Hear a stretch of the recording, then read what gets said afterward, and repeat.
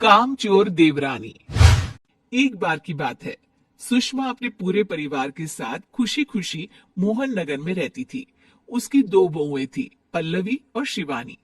एक दिन दोनों बहुएं रसोई में काम कर रही होती है कि तभी उनकी सास सुषमा उन्हें बुलाती है। अरे बहू, जरा इधर तो आना। शिवानी, जरा जाकर देखना सासू माँ क्या कह रही है। दीदी आप ही देख लो ना जाकर, आपको भी तो सुनाई दे रहा है। अरे मैं आटा गूंद रही हूँ ना, तुम चली जाओ। हाँ तो मैं भी तो सब्जी काट रही हूँ ना दीदी। अरे बहू जल्दी आओ। उफ़ो, ये तो जाएगी नहीं। मैं ही जाकर देखती हूँ कि क्या करना है। पल्लवी सुषमा के कमरे में जाती है। जी मम्मी जी, क्या हुआ? शाम को घर पर कुछ मेहमान आने वाले हैं, तो तुम अच्छा सा खाना बना लेना बहू। ठीक है मम्मी जी, आप बता दीजिए क्या क्या बनाना है और कितने लोग आ रहे हैं।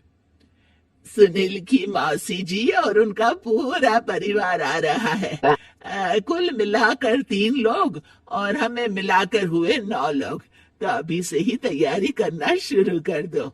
और हाँ, घर की सफाई भी कर देना, हाँ अच्छे से। जी मम्मी जी, सब काम हो जाएगा, आप चिंता मत कीजिए। पल्लवी शिवानी को घर में मेहमान आने वाले हैं इसके बारे में बताती है। क्या 9 लोगों का खाना बनाना होगा, घर की सफाई करनी है? बाप रे, सासू माँ ने तो हमें घर की नौकरानी ही समझ कर रखा है। ऐसा नहीं बोलते शिवानी, हम इस घर की बहू हैं और घर के काम करना हमारा फर्ज है। दीदी तो है ही सासू माँ की चमची, जब देखो सासू माँ सासू माँ। मैं तो इतना सारा काम नहीं करने वाली।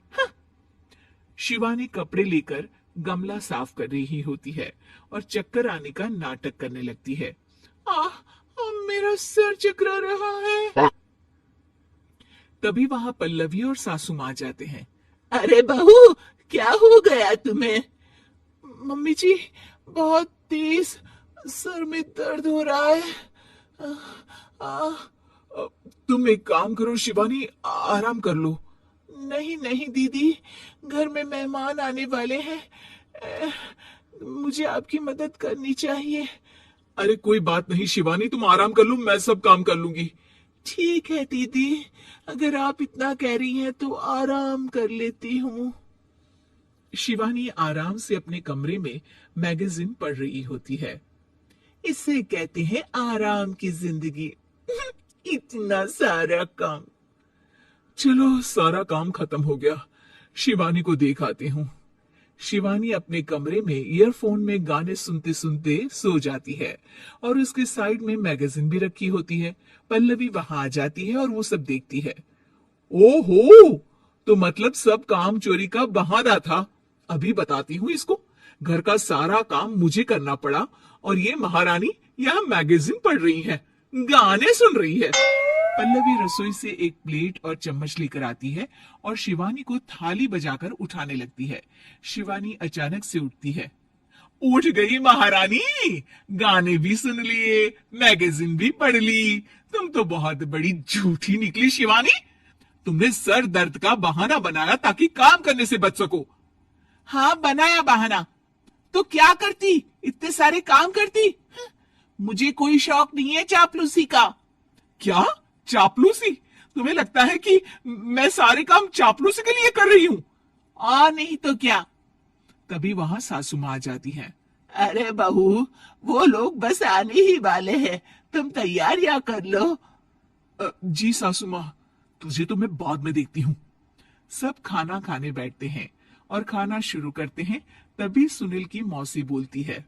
वाह भाई वाह, खाना तो बहुत ही अच्छा बना है सुषमा जी, एक एक चीज में क्या स्वाद है। ये सुनकर शिवानी मुंह बना लेती है। उसे अपनी जेठानी की इतनी तारीफ राज नहीं आती। आपकी बहुएं तो बहुत ही अच्छा खाना बनाती है। हाँ, बनाती तो दोनों ही अच्छा है, पर आज ना ये सारा खाना बड़ी बहू ने बनाया है। छोटी बहू की तबीयत ठीक नहीं थी, सो इसलिए। मानना पड़ेगा सुषमा जी, आपकी बड़ी बहू तो बहुत ही गुणवान है। पल्लवी की तारीफ सुनकर शिवानी को जलन होती है। पल्लवी ये सुनकर खुश हो जाती है और शिवानी की तरफ देखकर उसे चिढ़ाती है। कुछ देर बाद मेहमानों के जाने का वक्त हो जाता है। मौसी जी सबके लिए उपहार लाई होती है। वो सबको शगुन के पैसे देती है और अंत में पल्लवी के पास आती है।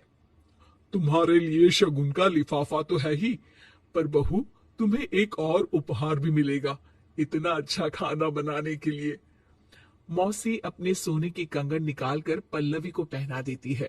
ये लो, ये मेरे मनपसंद कंगन है, अब से ये तुम्हारे हुए। धन्यवाद मौसी जी। ये देखकर शिवानी तो पूरी तरह से जल जाती है और गुस्से से रसोई में चली जाती है। तभी वहां पल्लवी आ जाती है और उसे अपने कंगन दिखाने लगती है। देवरानी जी, अब आपका सर दर्द ठीक तो है ना?